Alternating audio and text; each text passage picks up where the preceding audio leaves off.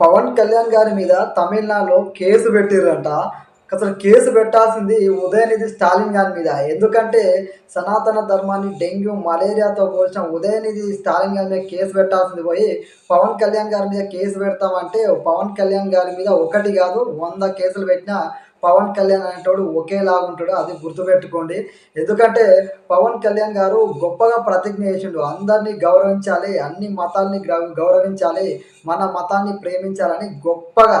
ఎందుకంటే వాళ్ళకి ఎలాగో తెలుగు రాదు, ఆ స్పీచ్ కూడా వాళ్ళకి అర్థం కాదు కాబట్టి మరొకసారి ట్రాన్స్లేట్ చేసుకోవాలి.